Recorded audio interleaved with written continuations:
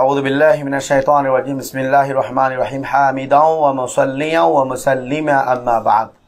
প্রিয় দর্শক ও শ্রোতা, আসসালামু আলাইকুম ওয়া রাহমাতুল্লাহি ওয়া বারাকাতুহু। দূরে ও কাছে, দেশ ও প্রবাসে যারা যেখান থেকে দেখছেন, বিউটিফুল ইসলাম বিডির পক্ষ থেকে আজকের অনুষ্ঠান আমি সবাইকে জানাচ্ছি অভিনন্দন ও শুভেচ্ছা।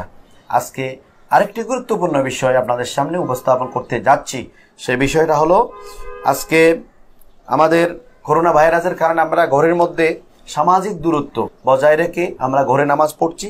তাই করোনা ভাইরাস হতে সতর্ক থাকতে ডাক্তারদের পরামর্শে মসজিদে ও ঘরে জামাতের ক্ষেত্রে সামাজিক দূরত্ব বজায় রাখা যাবে কিনা, এর পাশাপাশি আমাদের যেই সরকার কর্তৃক নির্দেশনা দেওয়া হয়েছে, জুমার ক্ষেত্রে 10 জন নির্ধারিত একটা কোঠা দেওয়া হয়েছে, ইমাম, খতিব, মুসল্লি সহ মোট 10 জন। আসসালামু আলাইকুম ওয়া রাহমাতুল্লাহি ওয়া বারাকাতুহু। নাহমাদুহু ওয়া নুসাল্লি ওয়া নুসাল্লিমু আলা রাসূলিহিল কারীম, আম্মা বাদ। সুপ্রিয় দর্শক মণ্ডলী, আজকের যে মশলাটা উপস্থাপন করা হয়েছে, যে সরকার ইসলামিক ফাউন্ডেশন কর্তৃক আমাদেরকে নির্দেশ দেওয়া হয়েছে যে জামাতের জন্য 5 জন এবং জুমার জন্য 10 জন, এইভাবে একটা কোঠা নির্ধারণ করে আমাদেরকে সীমিত করে দিয়েছেন। এ ব্যাপারে আমাদের শরীয়তের যা মশলা সেটা বলতেই হবে। এমনি নিয়মিত জামাতের জন্য 5 জন, 10 জন, 100 জন কোটা কোনো সমস্যা নাই। একজন হলেও জামাত আদায় হইয়া যাইবে, তার ডান পাশে দাঁড়াইবে, ইমামের ডান পাশে একজন হলে, 2 জন হলে ইমামের পিছনে চলে যাবে, কোনো অসুবিধা নেই।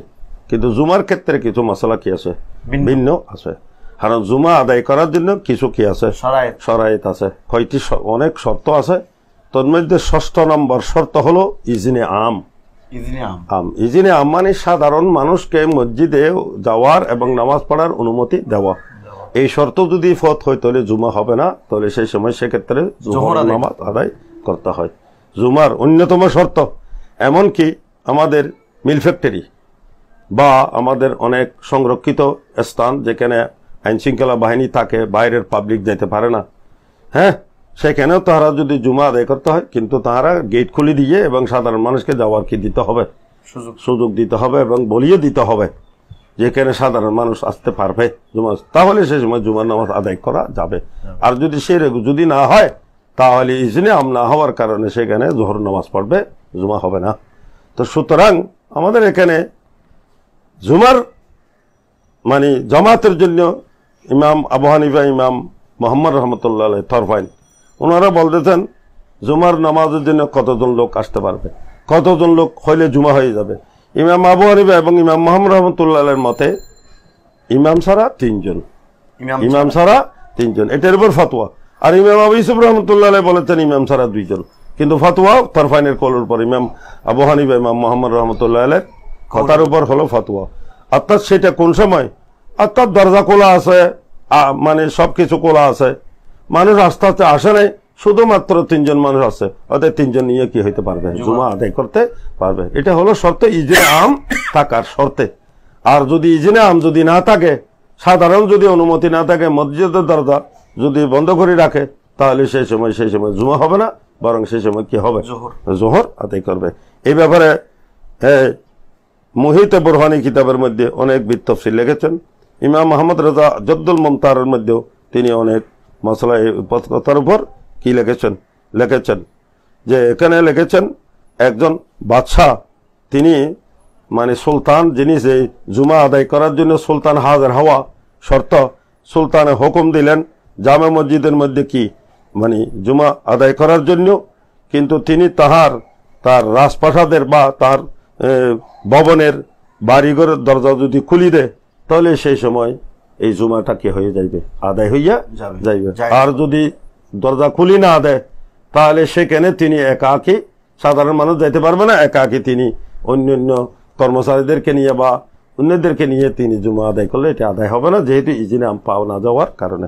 তো সুতরাং আমরা এখানে যদিও বা আমাদের সরকার একটা কোঠা দিয়েছেন, সেক্ষেত্রে আমরা বলবো সেই কোটাটা নির্ধারণ না করে, মানে অর্থাৎ সীমিত কোটাটা নির্ধারণ না করে, মসজিদের দরজা বন্ধ না করে, এমনি মানুষ মসজিদের মধ্যে সংক্রমণের কারণে, ভয়ের কারণে না আসার জন্য মানুষ উৎসাহিত করে যদি করা হয় তাহলে সেক্ষেত্রে যা উপস্থিত হয় এগুলো দিয়ে কে হইতে পারবে, জুমা আদায় হয়ে পারবে।